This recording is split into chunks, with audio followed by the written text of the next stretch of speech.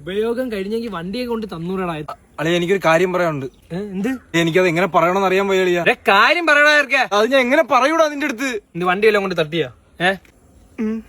അതിനെന്താ? അതിനെന്താ? വണ്ടിയാകുമ്പോ തട്ടും. എവിടെയാ തട്ടിയത്? എഞ്ചിനുകളായി പോയാ? ബാ പറയോ. അതിലല്ല, ബാക്കില്, ബാക്ക് സൈഡില്.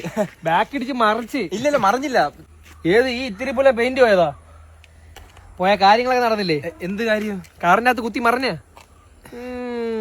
EMI എപ്പോഴും അടച്ചോണ്ടിരിക്കുകയായിരുന്നു. അതായിരുന്നു ഒരു വിഷമ. 4 ടയറോടെ ഉണ്ടാണേ. ആ സുധീറേ. അളിയ ഞാൻ അറിയാതെ ഞാൻ വേണം. അളിയ ഒന്ന് പറഞ്ഞ അളിയാ, വണ്ടി ഇടിച്ചളിയാ. പെട്ടെന്നോ സ്പോട്ട് ചെയ്തണം.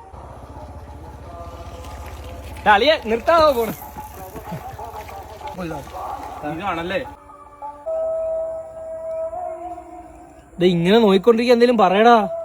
വണ്ടി ഇത് എന്ത് ചെയ്യും? ഇതിപ്പോ നമുക്ക് എനിക്ക് അറിയുന്ന പയ്യനായി പോയി. വണ്ടിയൊക്കെ ആകുമ്പോ തട്ടേ മുട്ടയൊക്കെ ചെയ്യും. പക്ഷെ എന്റെ വണ്ടി അടി ചെവിക്കൽ ഞാൻ പൊട്ടിച്ചനാ. നീ അടിച്ചാണ് എന്റെ ചെവിക്കെല്ലാം. നീ വിറയ്ക്കും. അവന്റെ അച്ചാരെന്നറിയോ? ഉണ്ട പത്രോസ്. ആ 3 ഉണ്ട ഇപ്പോഴും വീട്ടിൽ ഇരിപ്പില്ലേ? നിന്റെ വെഞ്ചാമര കയറ്റി ഓടി പൊട്ടിച്ചോണ്ടല്ലോ നിന്റെ അച്ഛനൊക്കെ നമ്മള് പണിഞ്ഞിട്ടുണ്ട്. ഒരു ബുള്ളറ്റ് അല്ലേ? ഓ ആ പണിയായിരുന്നു. ഭയങ്കര തമാശ ബ്രോ. ഇത് അറിയാതെ ഞാൻ തട്ടി. എല്ലാരും അറിയാതെ തന്നെ തട്ടുന്നത്. സംഭവം എന്നറിയാ, അവന്റെ പെണ്ണുമായിട്ട് ഒന്ന് പോയി എന്റെ ശ്രദ്ധ ഒന്ന് മാറി പോയടേ. ഒന്ന് വിട് അല്ലേ. കാറിന്റെ അകത്ത് എന്തോ പരിപാടിയായിരുന്നു? കാറിന്റെ അകത്ത് ഇതിപ്പോ 1 മാസം എടുക്കും ഇത് പണിഞ്ഞു കിട്ടാൻ. ഭയങ്കര പണിയാണല്ലേ പണിയാൻ പോണ. പിന്നെ ഭയങ്കര പണിയല്ല. 4 ലെയറാണ് ഇങ്ങനെ ഇടാൻ പോണത്. 25 രൂപ പറയണ. 25,000 രൂപ അമ്മ 500 ഔട്ട് തന്നെ വേണം. ആശിർ ഒന്ന് പറയടാ. ഞാൻ മനപ്പൂർവ്വം ഇല്ല ബ്രോ. പുള്ളരെ കയ്യിൽ നിന്നൊക്കെ ചെറുതായിട്ട് പറ്റുന്ന ക്ഷമിച്ച് വിട്. 4 ലെയർ വേണ്ട ബ്രോ. 1 ലെയറിൽ അടിക്കാൻ പറ്റും. 1 ലെയറിലൊന്നും ഞാൻ അടിയൊന്നും നടക്കില്ല. ഞാൻ ശരീരം അനങ്ങിയാണ് പെയിന്റ് അടിക്കാൻ പോണത്.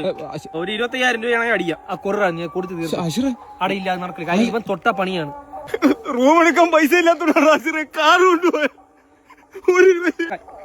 അവിടെ ഞാൻ കൊടുത്ത് തീർത്തോളാം. ഞാൻ കൊടുത്ത് തീർക്കാം. വിട്.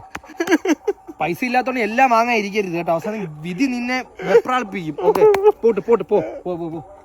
ഒരു 5 പൈസ പോലും വാങ്ങാതെ വിടല്ലേ സുധീറേ. നമുക്കൊരു കാലം ഉണ്ടായിരുന്നു. ഓലയുടെ ഇടയിലും കച്ചിലിന്റെ ഇടയിലും